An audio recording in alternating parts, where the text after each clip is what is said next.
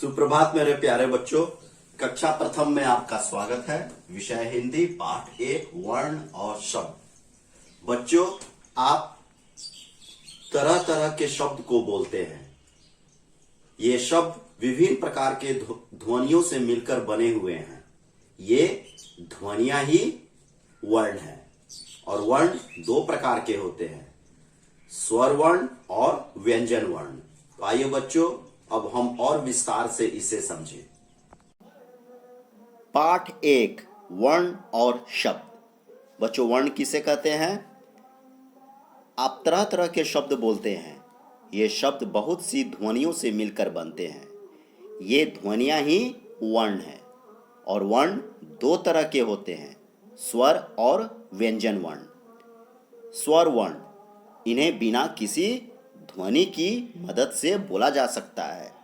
और व्यंजन वर्ण, इन्हें बोलने के लिए मतलब स्वर की सहायता लेनी पड़ती है। अब आइए हम हिंदी वर्णमाला को बोले।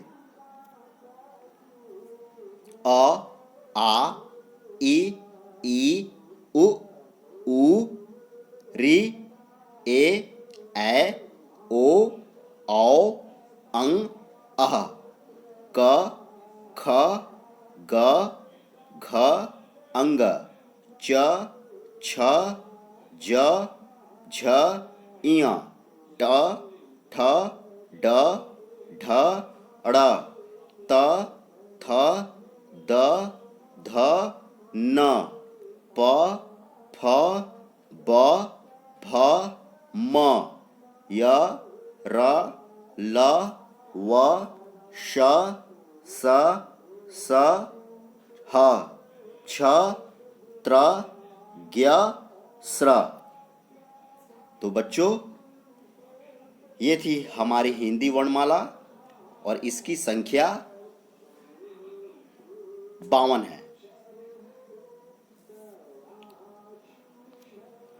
और इसे हम 7 भागों में विभक्त करते हैं। सबसे पहले स्वर, उसके बाद अयोगवाह, फिर तीसरे नंबर पर व्यंजन, चौथे नंबर पर अंतस्थ व्यंजन, पांचवें नंबर पर ऊष्म व्यंजन, छठे नंबर पर संयुक्त व्यंजन और सातवें नंबर पर अतिरिक्त व्यंजन।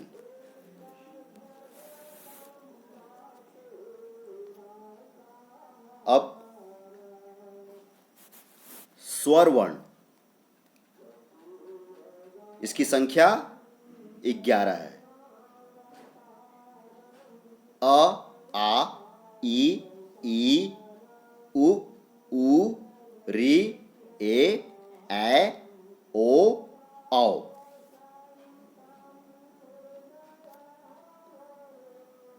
अयोगवाह, इसका अर्थ होता है अ के सहयोग से बने हुए, स्वतंत्र रूप से अनुस्वार और विसर्ग इनका उच्चारण नहीं किया जा सकता है, इसलिए उन्हें अ के साथ जोड़ा जाता है।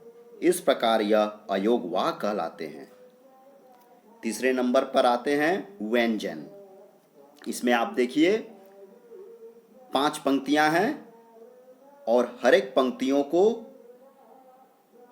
पंक्तियों के लिए एक अलग नाम दिया गया है। जिस तरह क से शुरू होने वाली पंक्ति क वर्ग, च से शुरू होने वाली पंक्ति च वर्ग, ट से शुरू होने वाली पंक्ति ट वर्ग, त से शुरू होने वाली पंक्ति त वर्ग और प से शुरू होने वाली प वर्ग।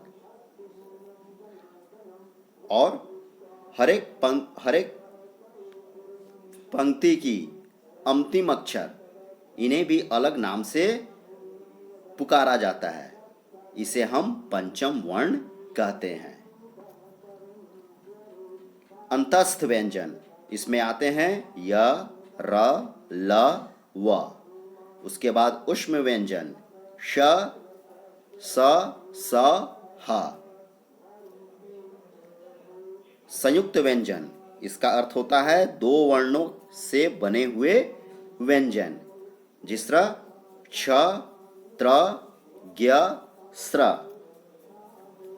कुछ उदाहरण मैं दे रहा हूं, जैसे छ वर्ण क और श दो वर्ण मिले हैं तो छ वर्ण का निर्माण होता है, इसलिए इसे संयुक्त व्यंजन कहते हैं क्योंकि इसमें दो वर्ण मिले हुए हैं। त्र, त और र, ज्ञ, ज और य, स्र, श और र, ये मिले हैं तो इन वर्णों का निर्माण हुआ है, दो वर्ण मिले हैं तब। उसके बाद अतिरिक्त व्यंजन, एक्स्ट्रा लेटर्स, अड़ और अढ़, ये अतिरिक्त व्यंजन कहलाते हैं। तो ये थी हमारी हिंदी वर्णमाला। इसकी संख्या आपको 52 है। मैं आपको बता देता हूं कैसे।